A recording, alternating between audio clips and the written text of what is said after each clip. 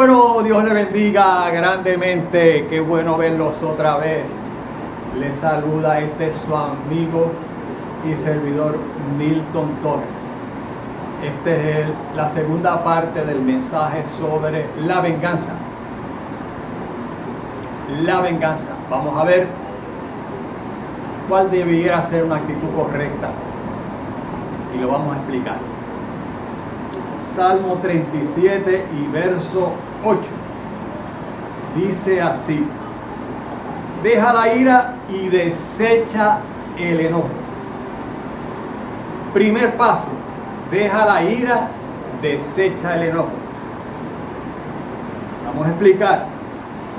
No te excites en manera alguna a hacer lo malo. ¿Por qué? Vamos a decir por qué. Porque los malignos serán destruidos, pero los que esperan en Jehová, ellos heredarán la tierra. Pues de aquí a un poco no existirá el malo, observará su lugar y no estará allí, pero los mansos heredarán la tierra y se recrearán con abundancia de paz. Primer paso: deja la ira y desecha el enojo. Ya vimos en el mensaje anterior que la Biblia nos había puesto, pero eso fue 2000 años más o menos antes de Cristo, que debe haber límites a la venganza. Límite a la venganza, porque la gente se descontrola y a la hora de la venganza quieren hacer daño y daño al otro y daño a mi persona, pero hay que es una pasión, es un descontrol. Entonces, el que escribe el Salmo 37, el rey David, un experto en trabajar con enemigos, Salmo 37, 8, deja la ira, desecha el enojo. Ese es el primer paso. Bueno, ¿qué pasó? Él tuvo muchos enemigos y hubo uno increíble que fue el rey Saúl. El rey Saúl era su suegro, y después que él era, David era un jovencito y era el yerno del rey Saúl, y David fue y lo ayudó muchas veces, y David iba y le daba unas terapias espirituales. Porque el rey Saúl tenía problemas mentales, serios problemas mentales, y David lo ayudó en muchas maneras, y David fue leal a él, muy leal a él, muy bueno, muy bondadoso, muy cooperador en muchas formas y maneras. Ahora el rey Saúl lo persiguió. Pero ¿dónde usted se mete si el que lo persigue es el suegro y le echa todos los ejércitos encima? ¿Dónde se mete usted? De modo que David tuvo que hacer grandes inventos y grandes trucos para poder evadir la persecución del rey Saúl, su suegro. Eso estaba muy triste. Muy triste. Y entonces David tuvo dos oportunidades de matar a Saúl. Por lo menos dos oportunidades. Pero David era un guerrero desde jovencito. Él podía manejar la piedra. La piedra con una honda era un arma mortal. Luego aprendió a manejar toda clase de armas y era un guerrero y un valiente. Él no titubeaba a la hora de atacar. Y se le reconoce en la Biblia por ser un valiente y un guerrero. Tuvo dos oportunidades de matar a Saúl, y Saúl estaba decidido de matarlo a él. Pero David dijo: deja la ira y desecha el enojo. Lo que pasa es que Saúl era la persona que Dios había nombrado para ser el rey, aunque Dios lo había desechado también. por haber sido Saúl un rebelde, un egoísta, un malamañoso. Y Dios lo había desechado, pero el respeto y la honra que tenía David, pensaba, este es el ungido de Dios, con todo y eso, y yo no debo matarlo. Deja la ira y desecha el enojo. Ese es el consejo que nos da Salmo 37, 8. Eso fue lo que él hizo en una ocasión y en más de una ocasión. Deja la ira y desecha el enojo. ¿Por qué? Porque eso hace daño al que carga la ira, carga el enojo. Vea nuestros mensajes sobre el manejo de la ira. Vea nuestros mensajes sobre el perdón. Vea nuestro mensaje sobre la amargura. Porque cuánto daño nos hemos hecho por tener ira, amargura y procurar venganza por meses, por años y alguna gente por décadas. Me la va a pagar. A mí el que me la hace me la paga. Yo he oído esos comentarios. Deja que tú veas, vea de que tenga la oportunidad, me las van a pagar. Dice David, deja la ira, desecha el enojo. ¿Por qué? ¿Por qué? Vamos a ver por qué, lo dice claro. Porque los malignos serán destruidos. Porque los malignos serán destruidos. No te excites en la manera alguna en hacer lo malo. Mucha gente empieza a darle vueltas en la cabeza a ver cómo yo me voy a desquitar. No te excites. Y voy a comprar un arma y voy a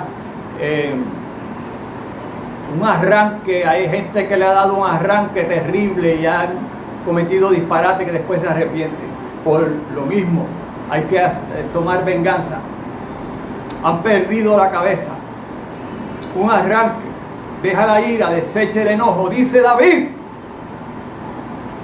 En otras palabras, gente que pierde la razón por su coraje que lleva acumulado y metido. ¿Por qué? Porque los malignos serán destruidos. De aquí a poco, verso 10, no existirá el malo.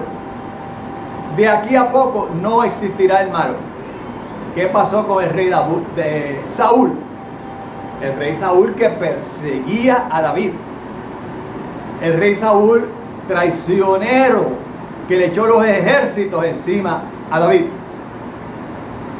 Pronto, un hombre malo, un hombre traicionero, egoísta, mentalmente desequilibrado, desobediente a Dios. ¿Qué hizo Dios? Pronto, en un día Dios lo eliminó. En una guerra, él se fue a la guerra, lo derrotaron, él mismo Saúl lo derrotaron, él mismo se echó sobre su espada y ese mismo día quedó desarmado todo el andamiaje que había preparado Saúl, el rey Saúl, en contra de David, su yerno.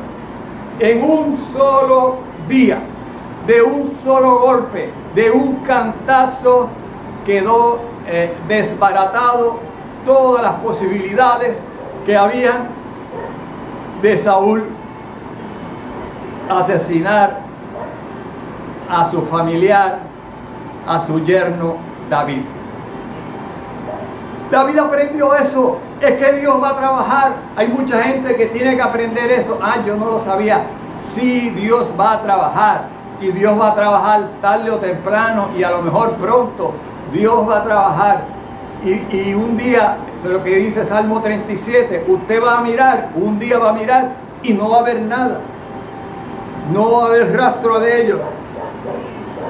No va a haber nada. Lo que dijeron, las amenazas que hablaron, todas las amenazas que habló Saúl, todas las tramas que hizo Saúl, si David se deja llevar por todas las tramas y todas las palabras, y quizás maldiciones que tiró Saúl en contra de David,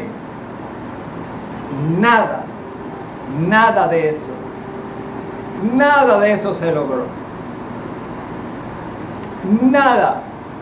Y entonces, ese es el destino de los grandes abusadores, aún de los tiranos. Les ha pasado mucho a nivel histórico. Si nosotros estudiáramos la historia, pudiéramos ver cómo esos grandes tiranos de las épocas, ellos creyeron que iban a durar la eternidad. Ninguno.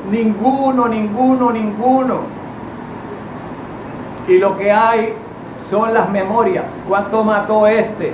¿Cuántos millones de sus propios, de la gente de su nación mató? Bueno, un montón. Y de los de otra nación también, por las guerras que movió y promovió. ¿Y dónde terminaron? Pronto terminaron en la tumba. Pronto. Y luego esa es la memoria que dejaron. Y todas sus ideologías, y todos sus planes, y todos sus proyectos de maldad y de destrucción. Todos quedaron en nada. Todo el andamiaje que ellos prepararon para traer destrucción a su nación o tal vez a las naciones, todo enteramente todo quedó en nada.